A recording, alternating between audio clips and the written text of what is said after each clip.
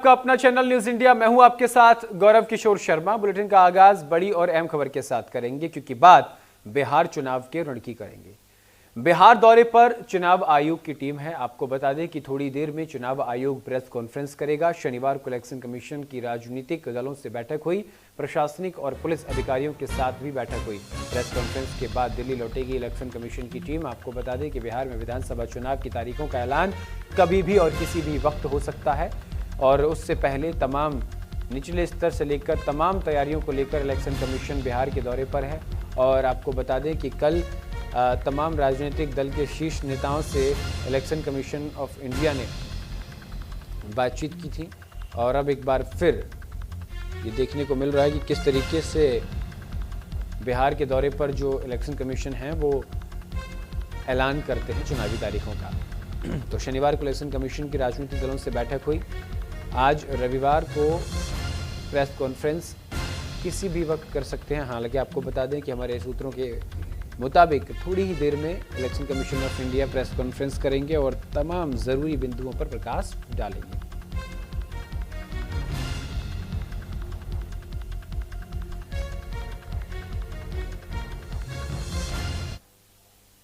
बिहार में एनडीए के भीतर सीट बंटवारे की हलचल तेज हो गई है। ललन सिंह से मुलाकात करेंगे धर्मेंद्र प्रधान। ये बड़ी खबर, बड़ी जानकारी। आपको बता दें कि आज सहयोगी दल के नेताओं से मिलेंगे धर्मेंद्र प्रधान। आज जीतन राम मांझी से भी मुलाकात हो सकती है धर्मेंद्र प्रधान की। आपको बता दें कि उपेंद्र कुशवाहा से मुलाकात करेंगे और सीट शेयरिंग फॉर्मूले को लेकर आज चर्चा हो सकती है। आपको बता दें कि धर्मेंद्र प्रधान के साथ उत्तर प्रदेश के उप मुख्यमंत्री ब्रजेश पाठक, धर्मेंद्र प्रधान और कई बड़े नेता बिहार में मौजूद हैं और आज बड़े ऐलान किए जा सकते हैं। तो केशव प्रसाद मौर्य, धर्मेंद्र प्रधान, विनोद तावड़े सभी तस्वीरों में नजर आ रहे हैं और आज बड़ी बैठक होगी और उसमें सीट शेयरिंग को लेकर मंथन हो सकता है। सहयोगी दल के नेताओं से मुलाकात करेंगे धर्मेंद्र प्रधान और इसी को लेकर चर्चाओं का बाजार गर्म है कि किसको कितनी सीटें मिलती हैं।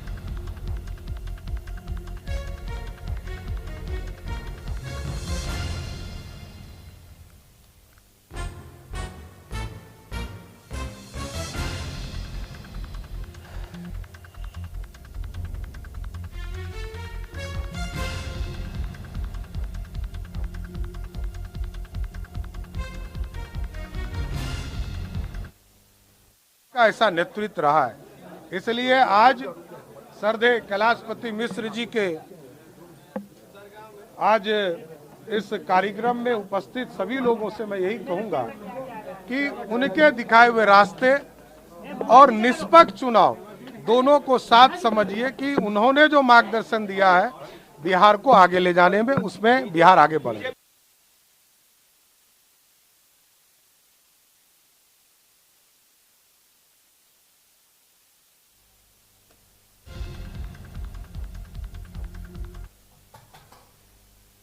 चलिए सीधा बिहार का रुख करेंगे, जहां इलेक्शन कमीशन की प्रेस कॉन्फ्रेंस शुरू हो गई है। क्या कुछ कह रहे हैं, सुनवाते हैं आपको। श्री ज्ञानेश कुमार जी, माननीय election commissioner doctor Sukhbir Singh Sandhu sir, माननीय election commissioner doctor Vivek Joshi ji उपस्थित हैं। स्टार्ट करने से पहले मैं आपको थोड़ा सा आज की प्रेस वार्तालाप का एक फॉर्मेट बता देता हूं।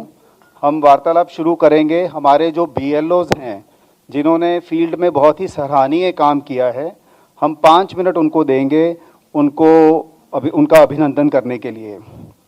उसके बाद माननीय चीफ इलेक्शन कमिश्नर साहब का वक्तव्य होगा और प्रेजेंटेशन रहेगी और उसके बाद क्वेश्चन एंड आंसर सेशन होगा। आप सबसे निवेदन है कि अपने mobile phones kindly silent mode पे कर दीजिए और क्वेश्चन जब आप पूछेंगे तो काइंडली अपने आप को इंट्रोड्यूस कीजिए, अपनी ऑर्गेनाइजेशन का नाम बताइएगा, उसके बाद आप क्वेश्चन पूछिए। क्वेश्चंस हम 5-5 के ग्रुप में लेंगे। पहले 5 लोग अपना क्वेश्चन पूछ लेंगे, उसके बाद सीईसी साहब उनका उत्तर देंगे। इस तरह के हम 5-5 ग्रुप्स में क्वेश्चंस लेंगे। तो मैं निवेदन करता हूं कि जो हमारे बीएलओज सारी बिहार के डिस्ट्रिक्ट्स के हमारे बीच में हैं, वो आए।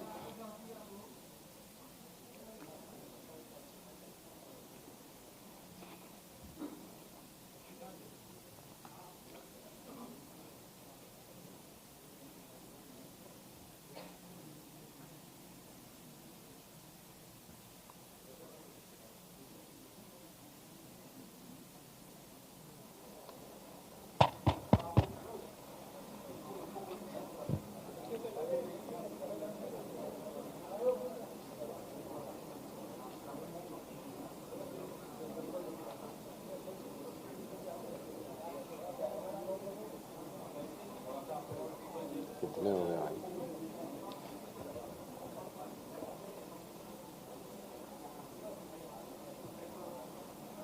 मैं सीईसी साहब से निवेदन करूंगा कि हमारे बीएलओज के लिए 2 शब्द कहें।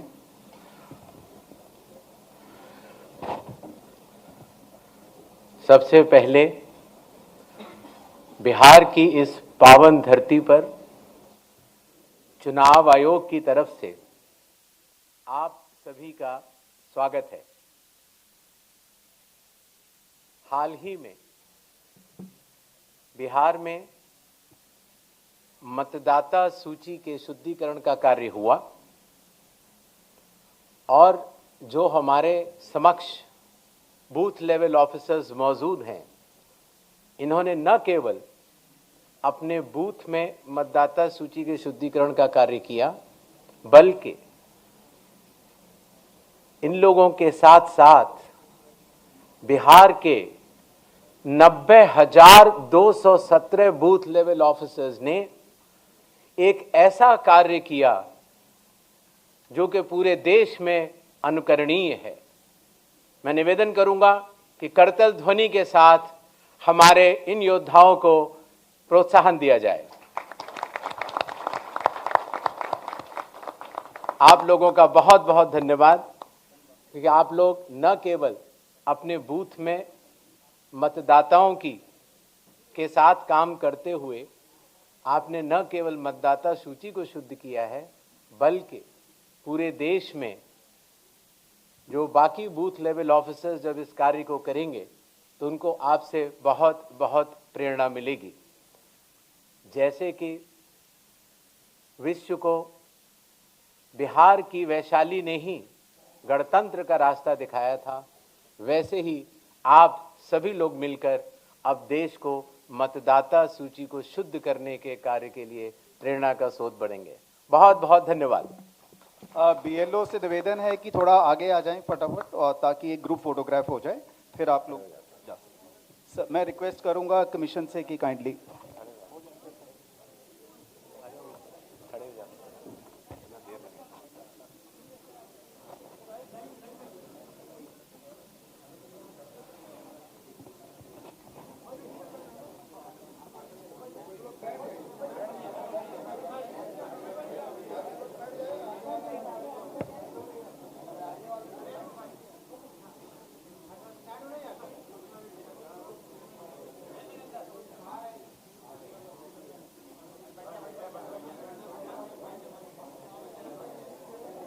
धन्यवाद। बीएलओ से निवेदन करूंगा कि वो अपनी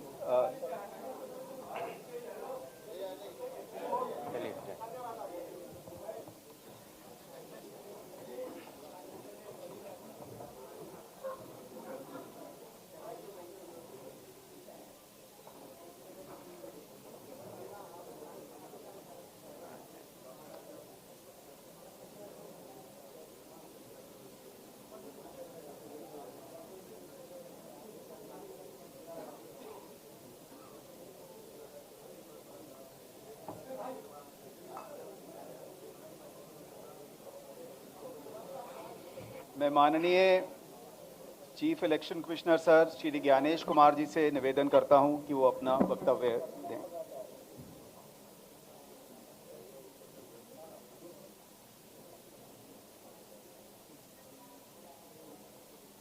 ऑनरेबल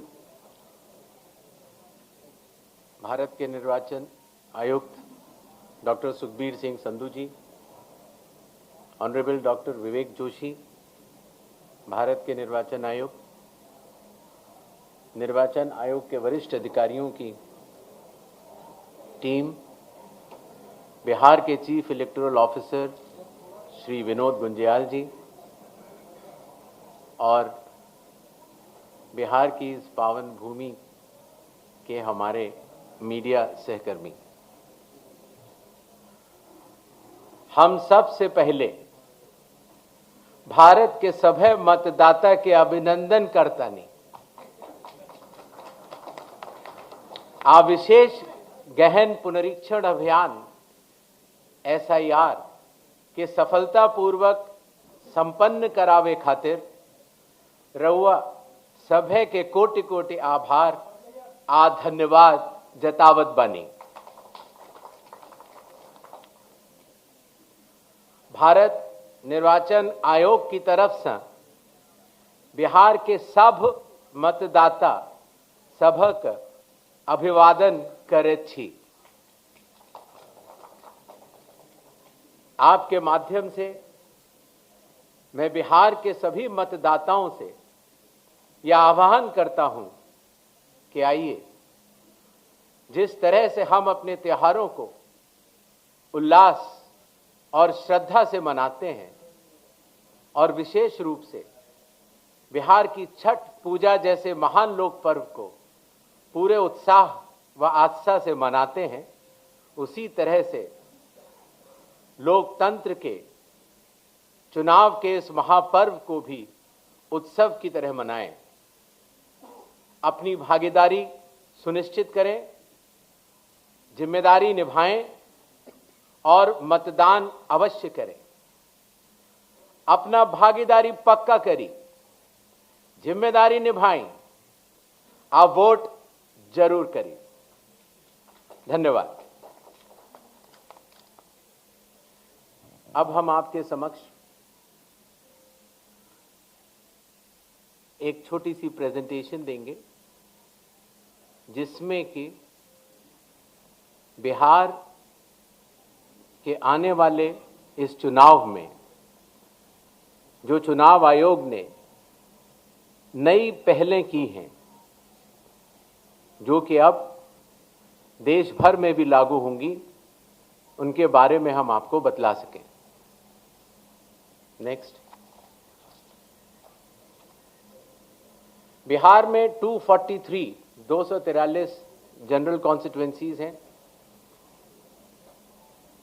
ST 2, ST 38।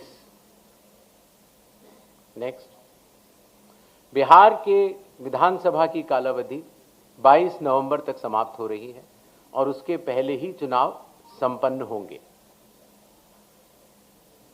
पूरी चुनाव आयोग की टीम पिछले 2 दिनों से बिहार में है।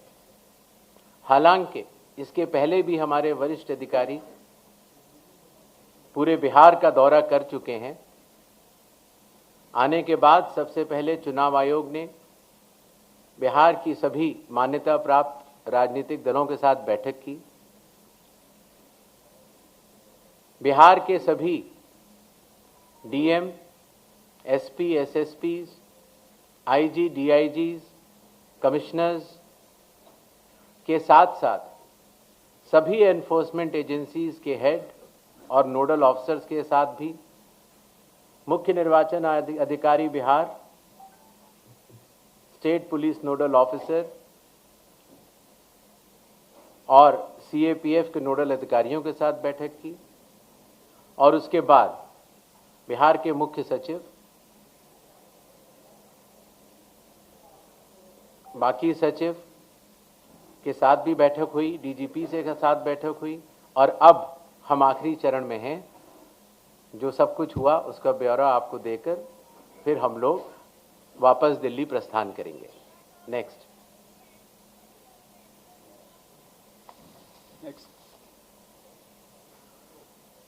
बिहार से शुरू होने वाली कुछ पहलों में सबसे पहले परिशीलन, ट्रेनिंग।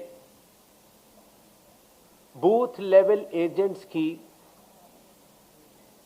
पहली बार चुनाव आयोग ने ट्रेनिंग की और बिहार के सभी बूथ लेवल एजेंट्स 1 की ट्रेनिंग कुछ माह पूर्व ही दिल्ली में संपन्न हुई। साथ ही साथ बूथ लेवल ऑफिसर्स की भी ट्रिपल आईडीएम में ट्रेनिंग हुई और अभी तक देश भर के लगभग 700 बूथ लेवल ऑफिसर्स और सुपरवाइजर्स की ट्रेनिंग पूरी की जा चुकी है। साधारण तौर से पुलिस ऑफिसर्स की ट्रेनिंग जिला या स्टेट में ही होती थी, लेकिन इस बार एक मानक के तौर पर उसको दिल्ली में भी ट्रेनिंग शुरू की गई। मतदाता सूची, इसमें सबसे बड़ी पहल रही विशेष गहन परीक्षण अर्थात स्पेशल इंटेंसिव रिवीजन। ये कार्य 24 जून 2025 से शुरू हुआ और कालावधि पूर्ण होने से पहले ही समयबद्ध तरीके से सभी मतदाताओं के सहयोग के साथ समाप्त हुआ। जो बूथ लेवल ऑफिसर्स, निर्वाचक पंजीयक अधिकारी जो इतनी मेहनत के साथ ये कार्य करते हैं, उनके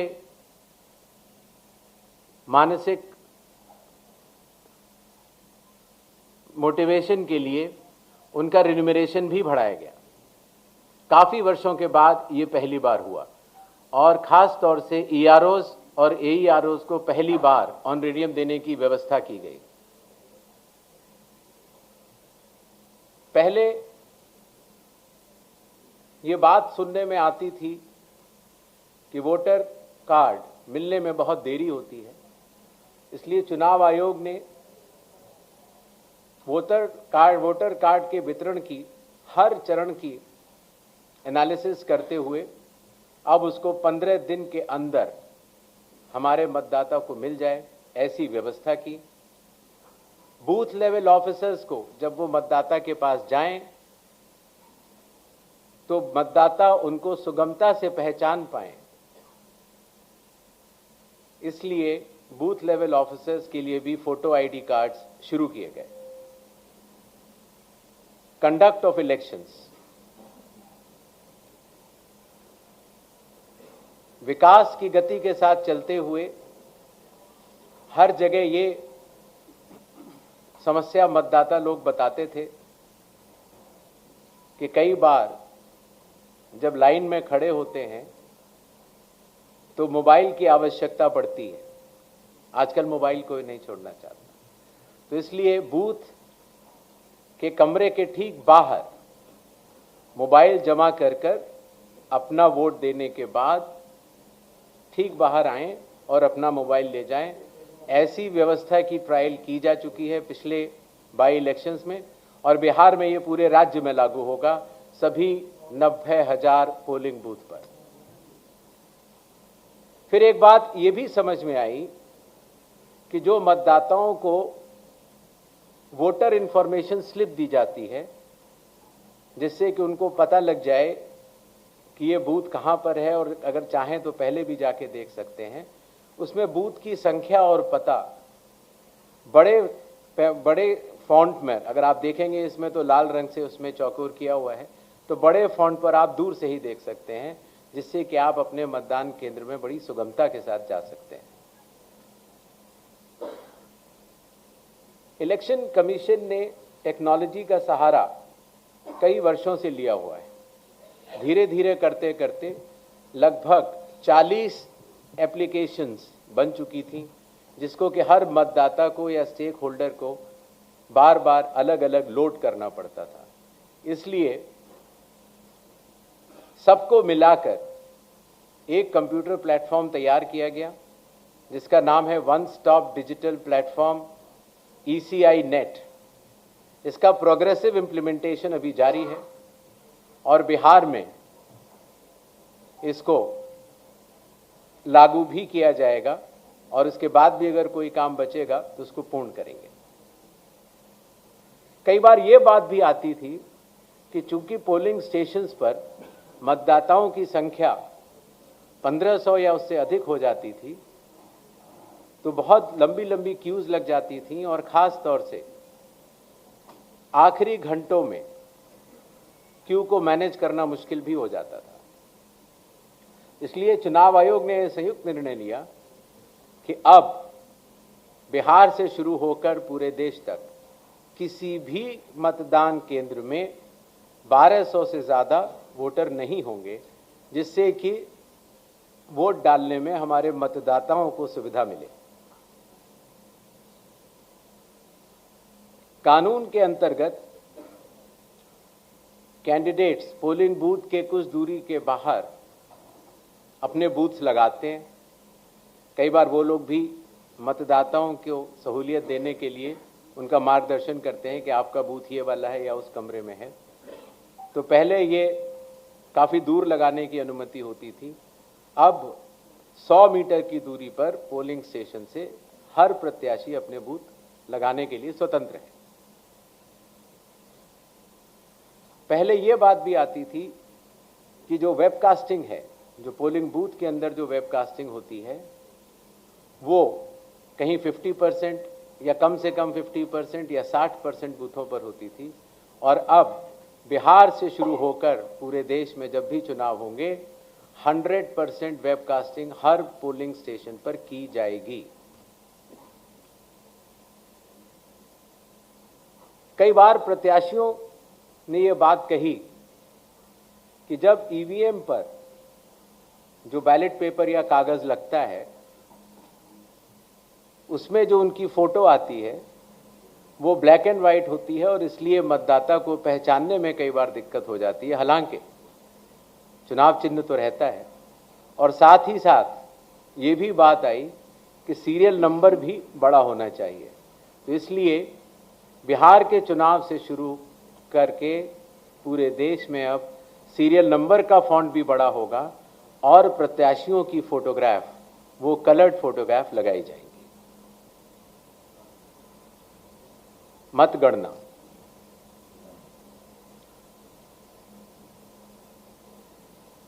पहले जब वोट्स की काउंटिंग होती थी तो अगर फॉर्म 17C, जिसके बारे में आपको बाद में आगे बताऊंगा, अगर उसमें जो प्रिसाइडिंग ऑफिसर पोलिंग एजेंट्स को देते हैं और ईवीएम की काउंटिंग यूनिट में अगर कोई भी मिसमैच होगा तो ऐसी सभी वीवीपैट की गिनती पूर्णतः की जाएगी। इसी तरीके से पोस्टल बैलेट्स की गिनती भी ईवीएम के आखिरी 2 राउंड से पहले पूर्ण करना अनिवार्य होगा और ईवीएम के आखिरी 2 राउंड उसके बाद ही शुरू होंगे। नेक्स्ट, और सबसे बड़ी बात, जब चुनाव खत्म हो जाता है तो उसके बाद हमारे सारे मीडिया कर्मी और काफ़ी लोग ये जानना चाहते हैं कि कितने वोटर्स थे, कितने लोगों ने वोट किया, कितनी महिलाओं ने वोट किया। ये सारा डिटेल इंडेक्स कार्ड में अवेलेबल होता था और पहले हम इसको अलग से लेकर फिर चुनाव के समाप्त होने के बाद काफ़ी दिन लग जाते थे इसको इकट्ठा करने में, उसके बाद हम इसको वेबसाइट में डालते थे। और अब चूंकि धीरे धीरे ECI नेट का प्रोग्रेसिव इम्प्लीमेंटेशन हो रहा है, इसलिए ये डिजिटल इंडेक्स कार्ड्स चुनाव खत्म होने के कुछ दिनों के भीतर ही आप सभी को देखने को मिलेंगे। ये था छोटा सा एक ब्यौरा जो बिहार अब पूरे देश को राह दिखाने जा रहा है।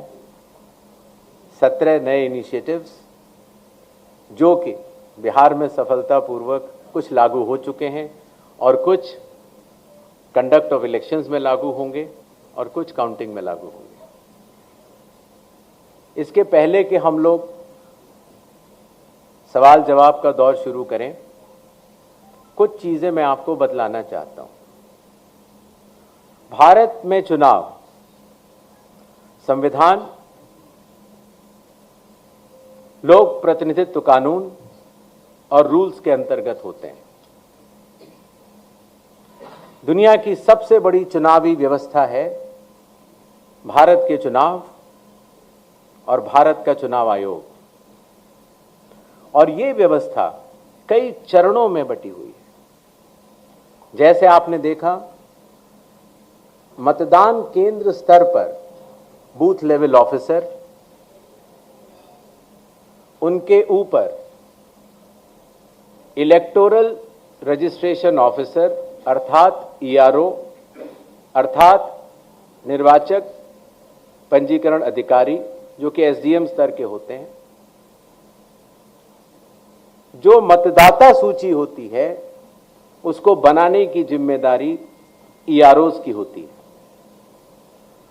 बिहार के 243 हर विधानसभा में एक ईआरओ होता है और उन्होंने मिलकर बीएलओज के साथ मिलकर 243 ईआरओज 90,217 बीएलओज ने मिलकर काफी वर्षों के बाद, लगभग 22 वर्षों के बाद मतदाता सूची के शुद्धिकरण का कार्य किया। अगर ईआरओ के निर्णय में किसी का मत, किसी का नाम अगर वोटर लिस्ट में ना आ पाए या किसी गलत आदमी का नाम आ जाए, तो इसके ऊपर डीएम के पास अपील होती है और अगर डीएम के डिसीजन में अगर कोई भी त्रुटि किसी भी मतदाता को लगती है तो उसकी अपील चीफ इलेक्टोरल ऑफिसर के पास होती है। तो इस तरह से विकेंद्रीकृत वैधानिक अधिकारियों के तहत मतदाता सूची बनाई जाती है। इसी तरीके से जब चुनाव होते हैं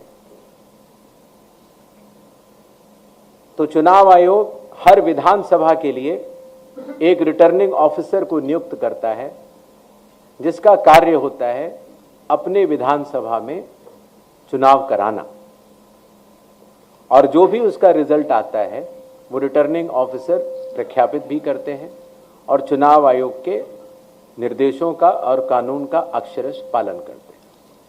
ये बात मैंने आपको इसलिए बताई कि भारत के चुनाव दो भागों में बटे हुए हैं, एक मतदाता सूची को बनाना और दूसरा चुनाव कराना, और दोनों में विकेंद्रीकृत वैधानिक अधिकार दिए गए ईआरओज और रिटर्निंग ऑफिसर होते हैं और वो चुनाव आयोग द्वारा दिए गए निर्देशों का पालन करते हैं, और अगर उनके पालन में कहीं भी त्रुटि हो तो चुनाव आयोग उनको सुपरवाइज, डायरेक्ट और कंट्रोल भी करता है।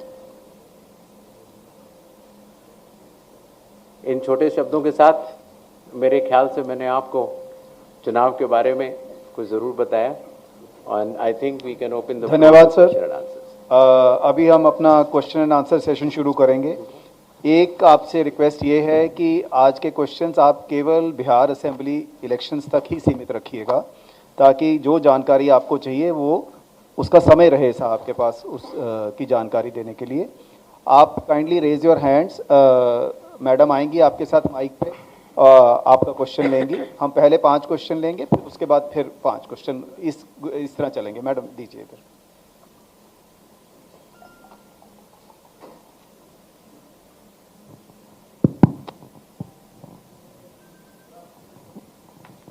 सर, मेरा नाम ब्रजेश मिश्रा है और मैं आईएनएस न्यूज़ एजेंसी से हूँ।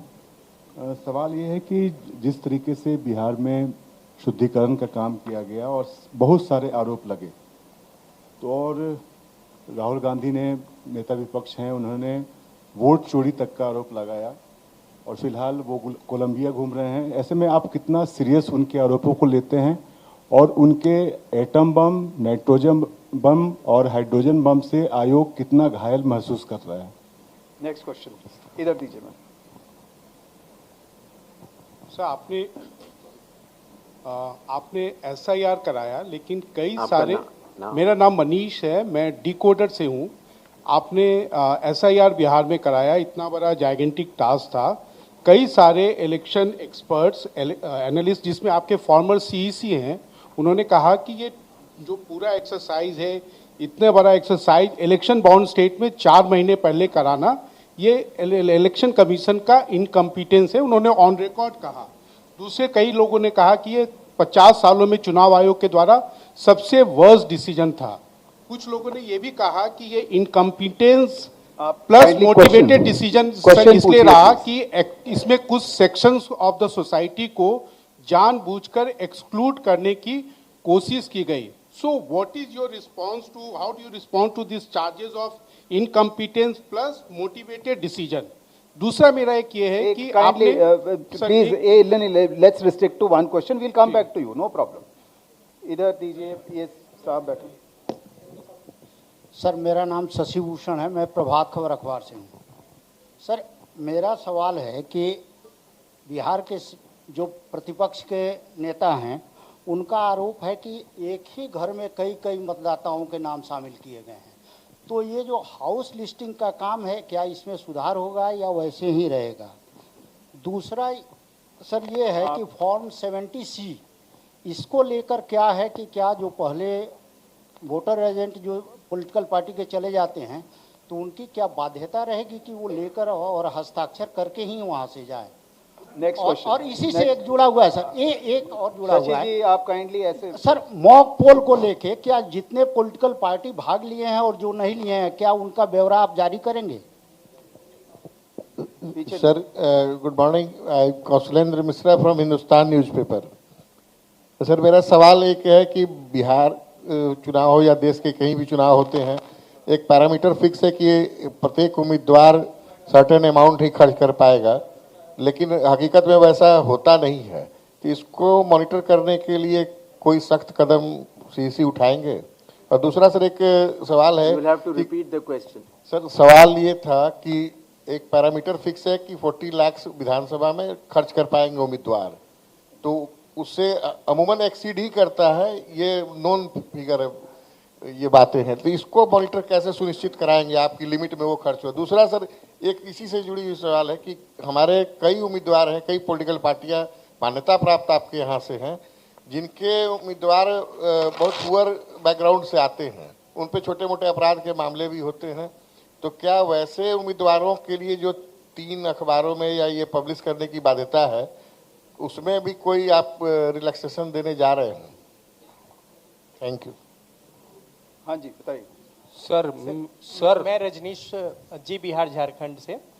और सर, एक सवाल है कि जो बिहार सरकार अभी जो गणना कराई थी यहाँ पे, उसमें सेक्स रेशियो जो है 914 था प्रति 1000 पुरुष पे महिलाओं की जो संख्या, और अभी आपकी ओर से जो SIR हुआ है तो उसमें ये संख्या घट गई है। तो क्या महिलाओं के नाम कटे हैं ज़्यादा या फिर जुड़ नहीं पाए हैं प्रॉपर? इसमें जो अंतर है, इसमें क्या वजह है? Sir, Brajkishore Dubey. Sir, Brajkishore Dubey. Please अभी आंसर लीजिए, फिर नेक्स्ट राउंड में। सर, एक सवाल ले लिया जाए। आते हैं हम, नेक्स्ट राउंड में आते हैं आपके पास, नो प्रॉब्लम। सबसे पहले 17C के बारे में मैं बताना चाहूंगा। मॉक पोल और 17C, हर मतदान केंद्र पर मतदाताओं द्वारा मतदान होने से पहले एक मॉक पोल होता है, और मॉक पोल में प्रत्याशियों द्वारा नामित पोलिंग एजेंट्स के समक्ष ईवीएम और वीवीपैट, ईवीएम में पोलिंग की जाती है और वीवीपैट से उसका मिलान किया जाता है। मॉक पोल करना आवश्यक होता है जिससे कि पारदर्शिता का अनुभव हमारे प्रत्याशियों के पोलिंग एजेंट्स भी कर सकें। इसीलिए आपके माध्यम से ये मैं ज़रूर कहना चाहूँगा कि बिहार के आगामी चुनावों में जो जो प्रत्याशी खड़े हों, वो अपने बूथों पर अपने पोलिंग एजेंट्स ज़रूर नामित करें। इसी तरीके से जब मतदान पूर्ण हो जाता है तो कानून के अंतर्गत उस समय जो पोलिंग एजेंट्स उपस्थित होते हैं, प्रिसाइडिंग ऑफिसर ईवीएम में देखते हैं कि टोटल कितने वोट पड़े, और वो फॉर्म 17C में भरने के बाद उन पोलिंग एजेंट्स को देते हैं जो कि वहां उपस्थित होते हैं।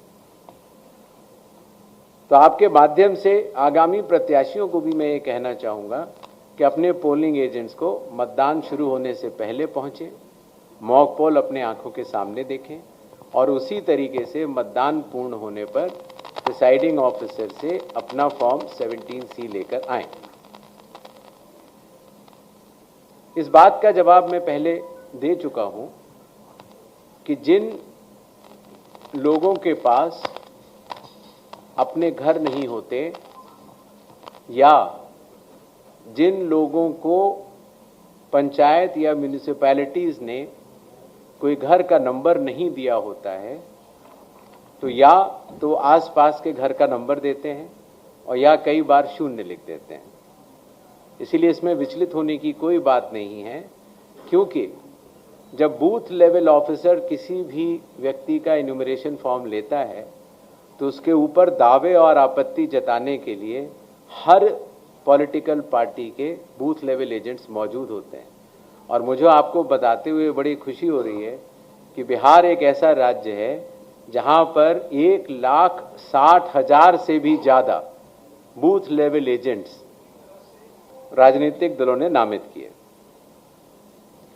जहां तक स्पेशल इंटेंसिव रिवीजन चुनाव के पहले कराए जाने के निर्णय की बात है, तो अगर आप लोक प्रतिनिधित्व कानून के हिसाब से अगर चलेंगे तो रिवीजन हर चुनाव के पहले चुनाव आयोग को कराना लॉफुल है और लॉ के अंतर्गत कराना ही होता है। किसी का यह कहना कि रिवीजन चुनाव के बाद होना चाहिए वो न्याय संगत नहीं है। एक और विषय आया कि जब हमारे बूथ लेवल ऑफिसर्स ने घर घर जाकर मतगणना के फॉर्म्स की भरवाई की और ड्राफ्ट सूची में जिन लोगों का नाम आया 1 अगस्त 2025 को, और उसके बाद सभी राजनीतिक दलों को, सभी बूथ लेवल एजेंट्स को 1 अगस्त से लेकर पहले 1 सितंबर तक अपने दावे और आपत्ति, अर्थात अगर किसी का नाम छूट गया है तो बताने की पूर्ण स्वतंत्रता थी। अखबारों में ऐड दिए गए और इसी तरीके से अगर किसी अयोग्य आदमी का नाम अंदर चला गया है तो फॉर्म 7 भरने के बाद उसका नाम कटवाने की अर्जी देने के लिए कहा गया। ये कार्य 1 सितंबर को पूर्ण हुआ। चूंकि शायद और वास्तव में हमारे बूथ लेवल ऑफिसर्स ने काफ़ी अच्छा काम किया था, तो बहुत अधिक न तो दावे आए न आपत्तियां आईं, और अगर आई भी तो लोगों ने अपना नाम कटवाने के लिए दी, शायद क्योंकि उन्हें तब तक इस बात का काफ़ी अवेयरनेस हो चुकी थी कि आपका वोट सिर्फ एक जगह होना चाहिए, किसी एक असेंबली कॉन्स्टिट्यूंसी में ही हो सकता है। 1 सितंबर के बाद नॉमिनेशन के लास्ट दिन से 10 दिन पहले तक अभी भी समय मौजूद है। अगर किसी भी व्यक्ति को, किसी भी राजनीतिक दल को ये लगता है कि कोई योग्य मतदाता छूट गया है या किसी अयोग्य मतदाता का नाम मतदाता सूची में है, तो वो अपने दावे और आपत्ति जारी कर सकता है और उनके द्वारा मिले हुए दावे और आपत्तियां ERO लेवल पर उनका निस्तारण किया जाएगा और नॉमिनेशन का प्रोसेस खत्म होने के बाद चुनाव खत्म होने तक फिर वो सूची फ्रीज हो जाती है। अभी समय बाकी है। जहां तक खर्च की लिमिट की बात है, खर्च की लिमिट के इंस्ट्रक्शंस चुनाव आयोग द्वारा जारी किए जा चुके हैं।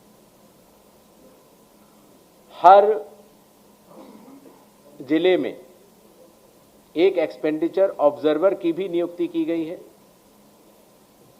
जो कि राजस्व सर्विसेज से होंगे और वो एक्सपेंडिचर का लेखा ब्यौरा रखेंगे। क्रिमिनल रिकॉर्ड के लिए कोई छोटा बड़ा नहीं है। आप कैसे भी प्रत्याशी हों, कमीशन के निर्देशों के अनुसार जो भी प्रक्रिया का पालन करना है आपको अखबार में बताना है या पब्लिक को बताना है कि ये क्रिमिनल रिकॉर्ड है, वो बताना अनिवार्य है।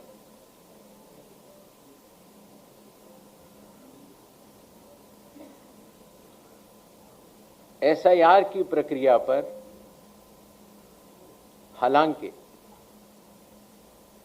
सोशल मीडिया पर कुछ बातें कही जरूर गई, लेकिन एक ये बात भी सत्य है कि बिहार के लगभग 7 करोड़ 42 लाख मतदाताओं ने इसका स्वागत भी किया है और बढ़ चढ़कर हिस्सा लिया है।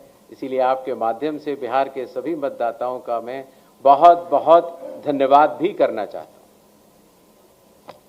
नेक्स्ट इधर दीजिए, वो पीछे दीजिए। हाँ, नमस्ते, मेरा नाम पुष्यमित्र है, मैं इंडिया टुडे से हूँ। मैं ये जानने में मतलब मेरी रुचि रही जब फाइनल ड्राफ्ट रोल आ गया कि क्या बिहार में एसआईआर के बाद कुछ विदेशी नागरिक ऐसे मिले जिन्होंने अपना वोटर आईडी बना रखा था, लेकिन मुझे ये जानकारी किसी भी प्रेस रिलीज में नहीं मिली, पूछने पर भी नहीं मिली। क्या कुछ विदेशी नागरिक मिले हैं? क्योंकि ये बड़ा मुद्दा बिहार के चुनाव में बनता नजर आ रहा है। खासतौर पर बड़े नेता आके यहाँ कहते हैं कि घुसपैठियों को हटाने के लिए एसआईआर किया गया है। तो 2 सवाल हैं, क्या घुसपैठियों को हटाने के लिए एसआईआर हुआ था और क्या घुसपैठिए मिले? Thank you. ब्रजकिशोर दुबे, दैनिक भास्कर से। सर, हमारा ये 2 पॉइंट पर सवाल है कि एसआईआर के दौरान विदेशी मतदाता कितने मिले बिहार में। दूसरा सवाल है सर कि इसमें कि कब तक और कितने लोगों को वोटर कार्ड जारी किया जाएगा। Next question please madam.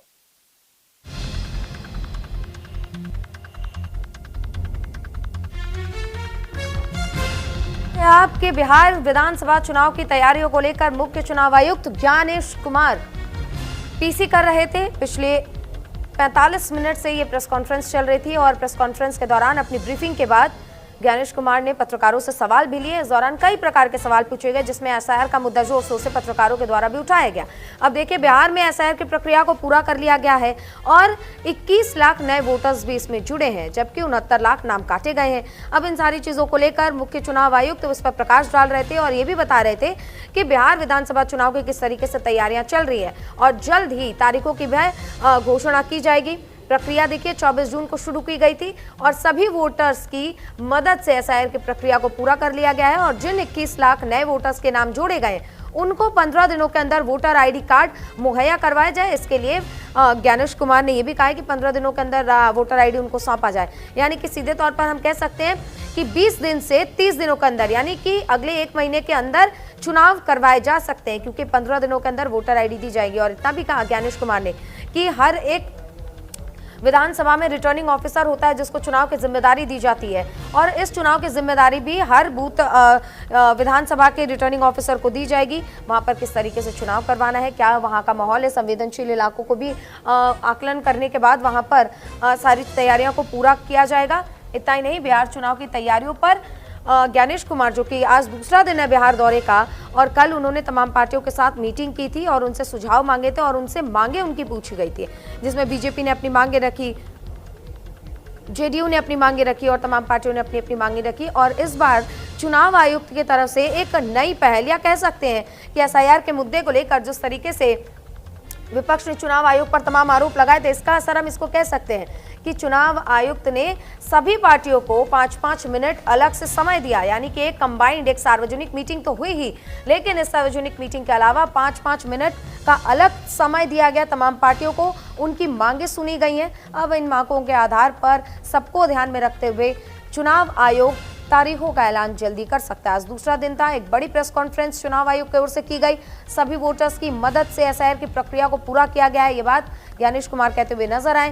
Bihar में एसआईआर की प्रक्रिया सफल रही और पूरे देश में यह प्रक्रिया होगी, यानी कि साफ तौर पर आने वाले समय में 2026 में बंगाल में, असम में चुनाव है, उसके बाद उत्तर प्रदेश, उत्तराखंड में चुनाव है, तो तमाम राज्यों में एसआईआर की प्रक्रिया को लागू किया जाएगा और वोटर स्लिप और जो वोटर कार्ड है उनको जल्द से जल्द लोगों को मुहैया करवाया जाए। पोलिंग बूथ के बाहर लोग जो वहां पर मौजूद होंगे वो भी लोगों की हेल्प करते हुए नजर आएंगे। उम्मीदवारों की फोटो रंगीन होगी और देखिए